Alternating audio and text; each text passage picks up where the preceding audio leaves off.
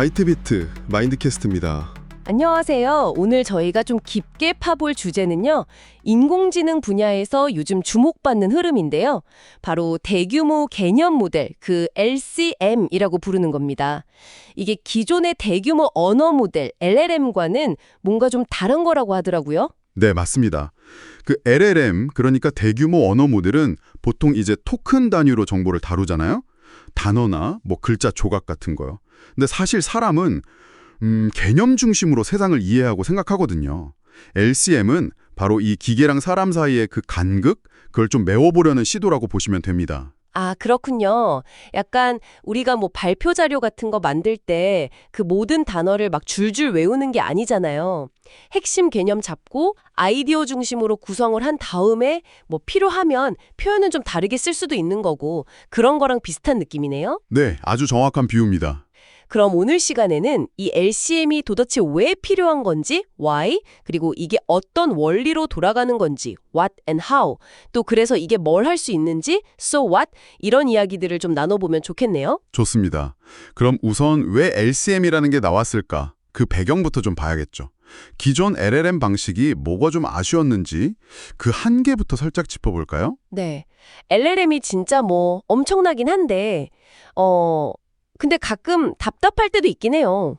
그 예를 들어서 엄마랑 어머니 이거 사실 같은 뜻인데 이걸 그냥 서로 다른 글자 덩어리로 보고 뭐가 더 자주 나오나 확률적으로 경쟁시킨다는 거.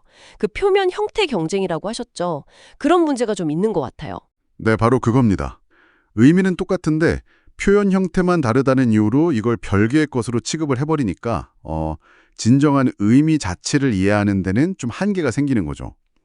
이런 토큰 기반 방식은 또 한 번에 처리할 수 있는 문맥 길이에도 제한이 생기고요. 언어가 달라지면 또 그 언어에 맞춰서 방대한 데이터를 새로 학습시켜야 하는 그런 비효율성도 있고요. 게다가 텍스트나 이미지, 소리처럼 여러 종류의 정보를 같이 다루려고 할 때도 이 토큰들끼리 막 경쟁하고 좀 복잡해지는 문제가 있습니다. 사람은 사과라는 개념 하나 알면 이게 글자 사과든 영어 애플이든 아니면 사과 그림이든 다 이렇게 연결해서 이해하는데 말이죠. 아, 그런 한계들 때문에 이제 개념 중심으로 가보자. 이게 LCM이군요. 그럼 이게 구체적으로는 어떻게 움직이는 거예요? 내부 구조 같은 게 좀 궁금한데요. LCM은 크게 보면 한 세 단계로 나눌 수 있어요. 첫 번째가 개념 인코더라는 부분입니다. 이게 이제 텍스트든 음성이든 뭐 이미지든 다양한 용계의 입력을 받아서요. 그 안에 담긴 핵심 의미만 딱 추출하는 거예요. 고차원의 벡터, 그러니까 일종의 개념 좌표 같은 걸 압축을 하는 거죠.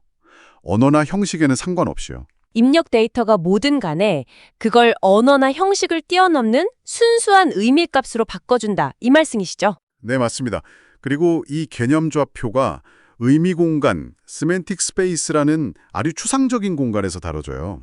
여기가 이제 핵심인데 이 공간에서는 특정 언어에 얽매이지 않고 오로지 의미들 사이의 관계, 뭐 예를 들면 사과랑 과일 사이의 관계 같은 거 있잖아요. 이런 게 벡터 간의 거리나 방향 같은 걸로 표현되는 거죠. 실제 추론이나 뭐 정보 조작 같은 게 다 여기서 일어나는 겁니다. 그리고 마지막으로 개념 디코더가 이 의미 공간에서 처리된 결과를 다시 우리가 이해할 수 있는 형태로 뭐 텍스트나 음성 같은 걸로 번역해서 내보내주는 거죠. 모든 중요한 작업이 그 의미 공간이라는 데서 이루어진다니 이거 진짜 흥미로운데요. 근데 그 공간이라는 게 그냥 추상적인 개념이 아니라 실제로 구현하는 기술이 있는 거죠.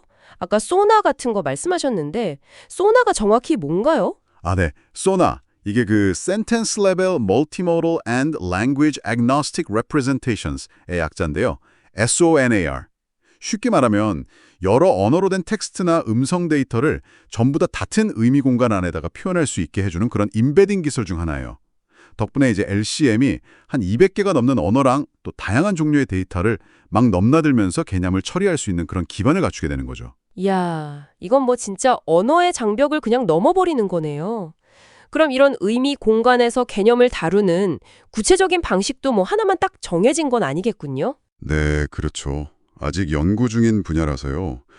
이 의미 공간상에서 개념을 어떻게 하면 더 정확하게 또 효율적으로 처리할 수 있을까에 대해서 여러 가지 접근법들이 막 연구되고 있어요.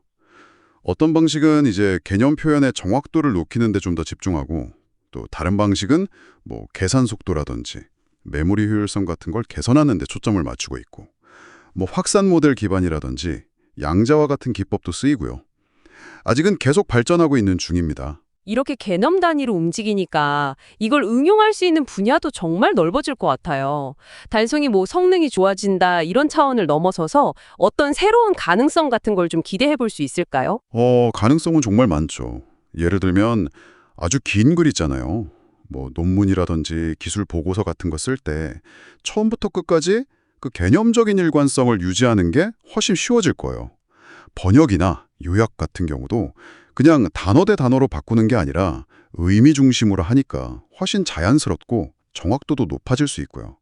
여러 언어로 동시에 컨텐츠를 만들어내는 것도 가능해질 수 있습니다.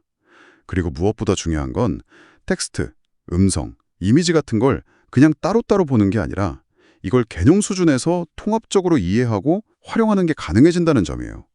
예를 들어 음성 인식만 해도 그냥 단순 받아쓰기가 아니라 그 사람이 말하는 진짜 의미를 파악해서 더 적절한 텍스트로 변환해 줄 수도 있는 거죠. 와, 그 기술 스택 마이크로에서의 변화가 정말 사회 전반 매크로에 엄청난 영향을 줄 수도 있겠네요. 문화적으로도 그렇고요. 물론 이게 뭐 장밋빛 미래만 있는 건 아닐 테고 아직 풀어야 할 숙제들도 많겠죠. 당연하죠. 가장 근본적으로는 어떤 의미 공간이 최적일까? 이걸 설계하는 문제부터가 있고요. 또 개념이라는 단위를 어디까지로 봐야 할까?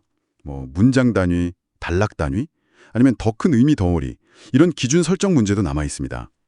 그리고 이제 학습 데이터를 어떻게 효율적으로 만들고 모델을 훈련시킬 거냐 하는 방법론적인 부분도 계속 발전해야 하고요. 그런 기술적인 과제들 말고 또 고려해야 할 점은 없을까요? 효율성이나 성능 문제 외에도 당연히 있습니다. 예를 들어서 모델이 학습 데이터에 있던 어떤 편향된 시각을 그대로 배우지 않도록 굉장히 주의해야 하고요. 또 이게 어떻게 작동하는 건지 좀 투명하게 이해하고 설명할 수 있는 그런 설명 가능성 문제도 중요하죠. 그리고 개념 수준에서 정보를 다루다 보면 이 프라이버시 문제도 더 신중하게 접근해야 할 필요가 있고요. 윤리적인 고민들이 꼭 필요합니다. 앞으로 이 LCM 기술이 더 발전하게 되면 훨씬 더 정교한 추론 능력이라든지 뭐 추상적인 아이디어를 만들어내는 능력, 그리고 진짜 다량한 정보를 막 넘나드는 그런 소통이 가능해질지도 모르겠다는 생각이 드네요. 오늘은 이렇게 토큰의 시대를 넘어서 개념의 시대로 나아가려는 인공지능, LCM에 대해서 이야기를 나눠봤습니다. 인간의 사고방식에 더 가까워지려는 노력이 참 인상 깊었어요. 네, 맞습니다. 단순히 단어를 그냥 기계적으로 처리하는 걸 넘어서 그 안에 담긴 진짜 의미를 이해하고 다루려고 하는 이 방향성 자체가 저는 인공지능의 어떤 다음 단계를 여는 되게 중요한 열쇠가 될 수 있다고 생각합니다. 오늘 저희 이야기 들으시면서 청취자 여러분은 이 개념 기반의 인공지능이 미래에 우리 삶의 어떤 부분에 가장 먼저 또 가장 크게 바꿀 거라고 예상하시는지 한번 생각해 보시는 것도 재미있을 것 같습니다. 저희는 다음 시간에 더 흥미로운 주제로 돌아오겠습니다. 바이트 비트 마인드 캐스트